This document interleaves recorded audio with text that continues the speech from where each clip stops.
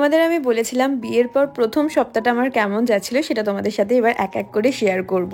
তো আজকে আরো একটা ভিডিও তোমাদের সাথে শেয়ার করছি, আমার নতুন সংসার। আশা করছি তোমাদের ভালো লাগবে। আজকে সকালবেলা প্রথম দিন এই বাড়িতে, যেদিন আমি সম্পূর্ণ একা থাকছি এই বাড়ি। মানে কালকে অব্দি দিদি ছিল, বনি ছিল, পুপু ছিল, দাদু ছিল, মানে সবাই ছিল, জমজমাটি ছিল। আজকে ফার্স্ট টাইম আমি একা। ও অফিস তো সকালবেলা উঠেই চলে গেছে। আর কি মানে কেমন একটা এখন যেন লাগছে। আমার এই যে একটা সপ্তাহ বিয়ে হয়েছিল, দেন তারপরে ওর বাড়ি আমার বাড়ি এরকম ভাবে থাকছিলাম। আন্দামান গিয়েছিলাম ঘুরতে, আমার আর কিছু মনে হচ্ছিল না, বিয়ে হয়েছে বলেই মনে হচ্ছিল। বাট এখানে এসে সবাই থেকে একটু দূরে থাকছি, তো এখানটা আমার একটু মনটা খারাপ খারাপ করছে। কিন্তু সত্যি কথা বলতে কি, ও আমাকে একদমই বুঝতে দেয় না। মানে সকালবেলা উঠে মা যেমন আমাকে গরম জল বা কোনো সময় কফি, এগুলো ও প্রত্যেক দিনই করে করেই দেয়। এটা শুধু মানে আমার জন্য না, সবার ক্ষেত্রে। ও কাজ করতে ভীষণ ভালোবাসে, গুছিয়ে কাজ করতে ভীষণ ভালোবাসে। বাট যেহেতু কালকে দিদিদের যেতেও অনেকটা রাত হয়ে গেছে, আমাদের শুধু শুধু অনেকটা রাত হয়ে গেছে, ওদের গিয়ে মায়ের সাথে আমি কথা বলছি, মানে ওরা পৌঁছালো কিনা বা মা কি করছে, এই করতে করতে প্রায় 3টের দিকে শুয়েছি। তো সেই কারণে একটু উঠতে ওরা আজকে লেট হয়ে গেছে। তাই আমি বললাম আজকে কফিটা করতে হবে না, কারণ আমার এই কদিন এত রিচ খাওয়া হচ্ছে, কফিটা আমার আজকে খেতেও ইচ্ছে করছিল না। বাদ বাকি সবকিছুই তো ঠিকঠাক চলছে। আবার পরের সপ্তাহে আমি ওইখানে যাব, কারণ আমার আবার ক্লাস স্টার্ট করবো। আমি এই একটা সপ্তাহ গ্যাপ রেখেছি মাঝখানে, কারণ এখানে এসে আমি চেয়েছিলাম বিয়ের পর একটা সপ্তাহ অ্যাটলিস্ট টানা থাকবো আমি।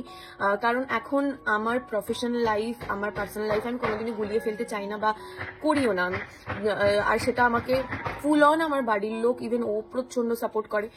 সেই কারণে আমি ভাবলাম যে যেহেতু পৌষ মাস কেটে যাচ্ছে, তারপরে যদি ব্রাইডাল সিজন স্টার্ট হয়ে যায়, তখন আর আমার এখানে আসার চান্সটা খুবই কমে যাবে। হয়তো একদিনের জন্য আসবো বা 2 দিনের জন্য আসবো। সেই কারণে আজ মানে এই সপ্তাহটা পুরোপুরি এখানে থাকছি আমি।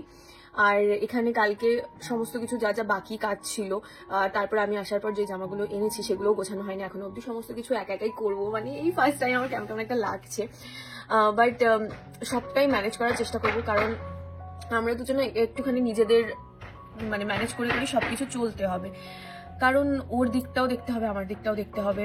আর এই ডিস্টেন্সটা আমি খুব থ্যাঙ্কফুল, আমি বারবার বলি খুব থ্যাঙ্কফুল যে ওর চাকরিটা বাইরে ও যায়নি কোনোদিন। কারণ মানে কলকাতার মধ্যে আছে, আমার সময় অসময় ওকে সব সময় আমি পাই, কিন্তু ডিস্টেন্সটা মানে এমনই হয়ে গেছে না, বাড়িতে রোজ রেগুলার যাতায়াত করাটা সম্ভব না। কারণ কি বলবো, মানে প্রত্যেকদিন গাড়ি চালিয়ে একটা মানুষ আসা যাওয়া এটা সম্ভব না কোনোদিনও। সেই কারণে ওর এখানে বাড়ি কেনা, থাকা, সমস্ত কিছু। কিন্তু মানে আমি যদি দেখতে চাই আমার দিকটা, তাহলে ওকেও যাতায়াত করতে হবে, আমাকেও যাতায়াত করতে হবে। আমি কালকে ওর সাথে সেই গল্পটাই করছিলাম যে হঠাৎ করে কতটা বড় হয়ে গেলাম, কতটা দায়িত্ব শুধু বিয়ে করেছি বলে না, এই দায়িত্বগুলো যেন একটা হয়ে যায় বয়সের পর, আমার সবসময় মনে হয়। তো এটাই এখন আপডেট এইটুকুই, যে আজকে আমার প্রথম দিন এই বাড়িতে। কেমন ভাবে কি কাটাচ্ছি না কাটাচ্ছি সমস্তটাই তোমাদের সাথে শেয়ার করবো। এমনি সব গোছানোই আছে, আর স্নান করে কি পরবো না পরবো সেগুলো আমি বের করে রেখেছি। আর এখানে আমি কয়েকটা জিনিস সাজার জন্য এনেছি, তো সেগুলোকেও একটু গুছিয়ে রাখি। সবটাই টুকটাক জিনিসগুলো করে নি, দেন দেখা হচ্ছে।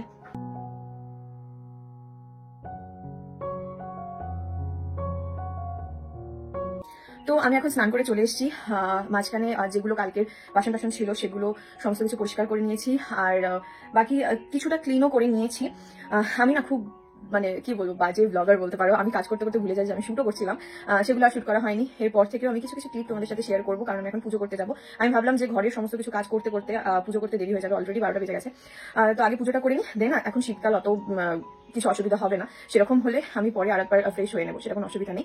তো সেই কারণে আগে স্নানটা করে নিলাম, পুজোটা করবো, দেন আবারও ঘরের সমস্ত কিছু কাজ করবো। আসলে এমন কিছু হিউজ কাজ নেই এখানে, কিন্তু ওই টুকটাক টুকটাক করতে করতে করতে করতে আমার দেরি হয়ে যায়। আর বিশেষ করে আমার ক্ষেত্রে ওই জাহক তাহক করে চলে যাবো এরকম ব্যাপারটা আমার একদম হয় না।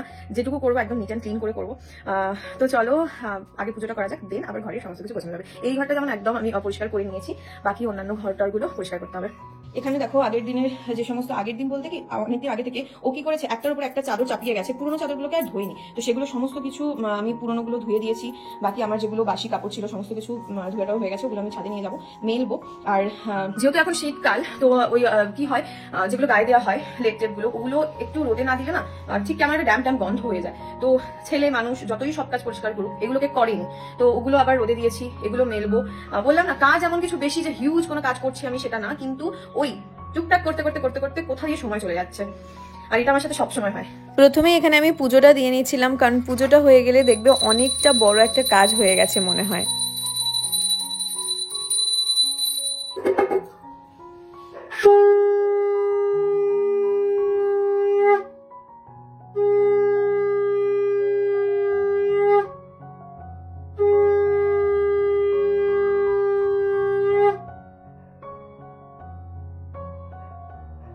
এখানে আমার সুন্দর করে পুজো দেওয়া হয়ে গেছে।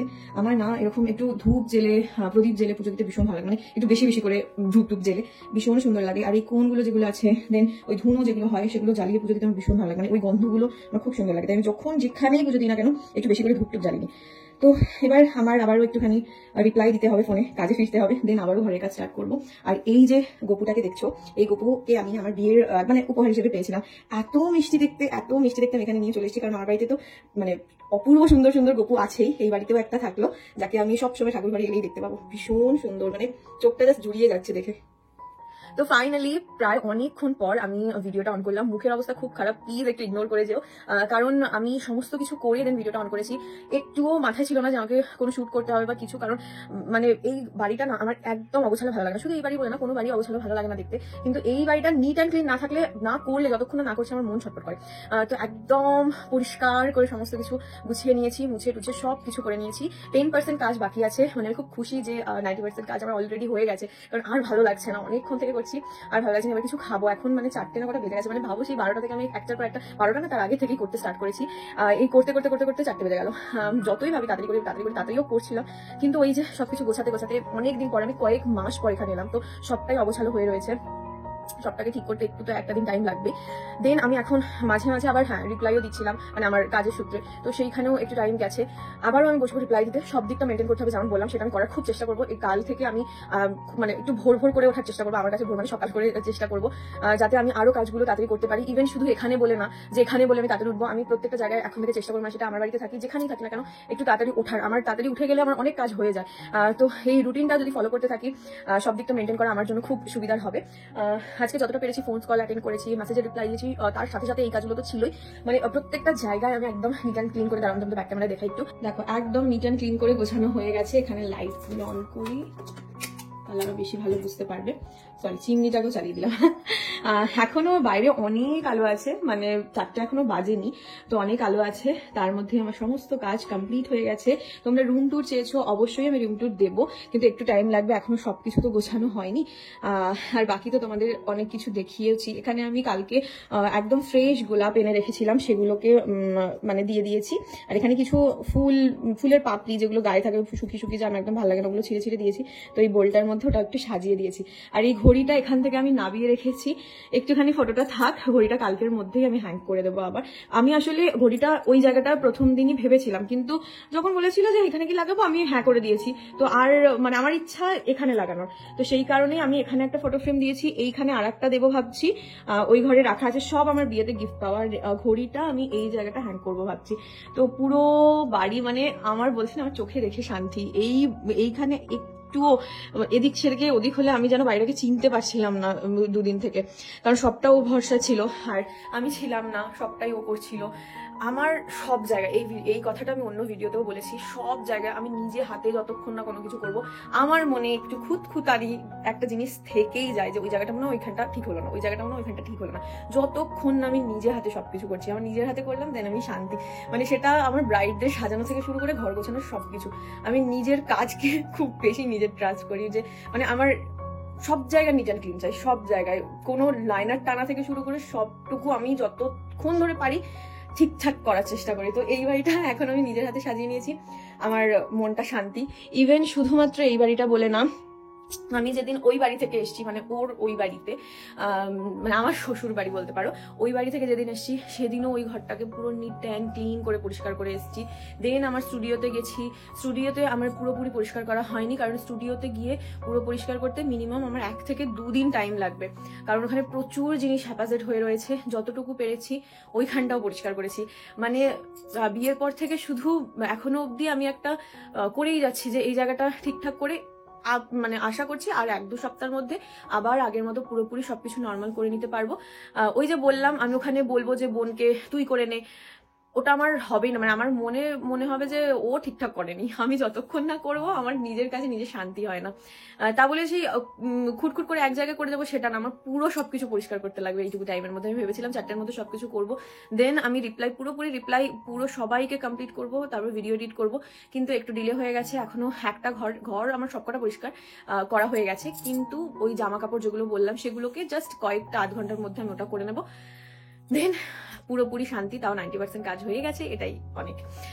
আর এখানে আমি একটুখানি গান চালিয়েছিলাম, গানটা দেখছিলাম, এখন বন্ধ করে দিয়েছি। একটু কিছু খাবো, এখানে আর একটা ফটো ফ্রেম আছে, সব কিছু গুছিয়ে নিয়েছি, সব কিছু র্যাক ট্যাক মুছে টুছে সব কিছু আমার কমপ্লিট। তো চলো একটু কিছু খেয়ে নেওয়া যাক, কারণ মুখ চোখের যা দশা, আমার স্নান করে মানে ঠিকঠাকভাবে সিঁদুর টিঁদুর কিচ্ছু পরা হয়নি। আমি তাড়াতাড়ি করছিলাম কখন এই কাজগুলো সমস্ত কিছু হবে, এখন হয়ে গেছে। এবার একটা একটা করে এই দিকগুলো আবার সামলাতে হবে। তো বলতে বলতে এখন হয়ে গেছে সন্ধে, আর আমি সন্ধেও দেখিয়ে দিয়েছি। আমি একটা কোণ দিয়েছি আমার ঘরের প্রত্যেকটা জায়গায়, এরকম কোণগুলো দিতে না খুব ভালো লাগে, মানে এই গন্ধগুলো প্রচন্ড ভালো লাগে, বিশেষ করে সন্ধ্যেবেলা তো খুব ভালো লাগে। এবার একটু নিজে রেডি হই, সকাল থেকে রেডি হবো ভাবছি, মানে রেডি মানে বাইরের জন্য তো না, জাস্ট নিজের জন্য। একটা লিপ বাম পর্যন্ত লাগাইনি সকাল থেকে, এত, আর আমার স্কিনটা এত ড্রাই, প্রচন্ড টান হয়। তো সেগুলো একটু করে নিই, দেন ভিডিও পোস্ট করবো। আর সারাদিনটা বলতে গিয়ে কেটে গেল যেন বুঝতেই পারলাম না। ঘরে থাকলেও একই রুটিনই থাকে আমার, কিন্তু ঘরটা আলাদা। এখন স্টুডিওয় করতাম আগে সারাদিন কুটুর কুটুর কুটুর কুটুর, এখন এখানে করছি। আর এখন তো আমাকে নিজের হাতে করতে হবে সেটা আমি জানি, আর সেটাই করার চেষ্টা করছি। সব কিছু পরিষ্কার করে দিয়েছি, সব লাইট এখন জ্বালাইনি, এই ঘরেও সব লাইট জ্বালাইনি, প্রচন্ড গরম ব্যাপারটা হয়ে যায়, সেই কারণে ফাইনালি সমস্ত দিক যেদিকে তাকাচ্ছি আমার মনের মতো হয়েছে। না, মঙ্গল ঘরগুলো দরজায় লাগাবো, কিন্তু ওখানে কোনো হুক করা নেই, সেই কারণে আমি ঠাকুর ঘরে চলে এলাম। এখানেই আপাতত দিয়ে দিই, তবে এখানে মনে হচ্ছে কুয়াশার মধ্যে চলে এসেছি, ওখানে কোনো হুক করা নেই, সেই কারণে এখন আমি এখানেই দিই, দেন ও পরে ওখানে লাগিয়ে দেবে।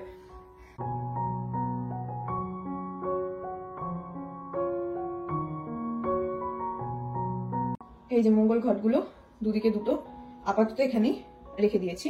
এবার দরজা ওখানে যখন পেন্টিং ঠিক করবে তখন ওখানে আবার লাগিয়ে দেওয়া হবে। এখানে বেশ মিষ্টি লাগছে দেখতে।